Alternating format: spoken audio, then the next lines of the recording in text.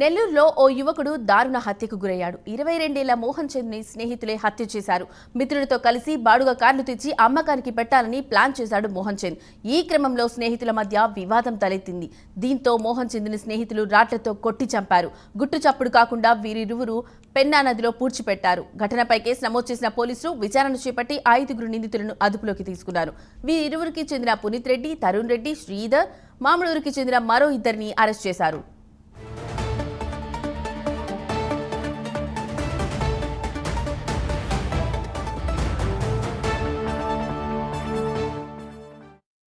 సంబంధించిన మిస్సింగ్ కేసులో మాకు రాబడిన సమాచారం మేరకు పొదలకూరు మండలానికి చెందిన తిరువూరు గ్రామానికి నివాసి అయిన తుమ్మల తరుణ్ కుమార్ రెడ్డి అనే అబ్బాయి అతని స్నేహితులు కలిసి అతని మిత్రుడు మోహన్ చంద్ తోటి గతంలో ఉండే ఆర్థిక లావాదేవీల కారణంగా 10వ తారీఖు నైటు ఇక్కడ తిరువూరు పక్కనే ఉన్న పెద్ద దగ్గర వాళ్ళు ఈవినింగ్ వచ్చి సిట్టింగ్ కూర్చొని ఉన్నారు.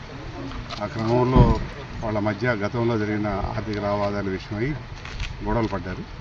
దానికి ముందుగానే తరుణ్ కుమార్ రెడ్డి ఈ మోహన్ చంద్ అనే పిల్లోడి మీద కక్ష ఉంది. ఎందుకంటే గతంలో అతన్ని హ్యూమిలేట్ చేయడం, రకరకాలుగా మాట్లాడాడు.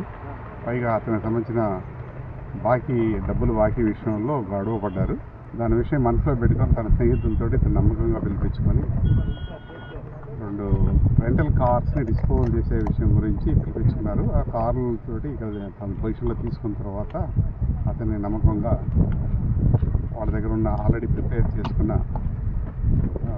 ఒక కత్తి, అలానే జాకీ రాడు, అలానే ఇసుక తవ్వే పార్తోటి తల మీద గాయం కలిగించి అలానే ఒంటి మీద మారణాయుధాలతో దాడి చేయడం వల్ల అతను చనిపోయాడు.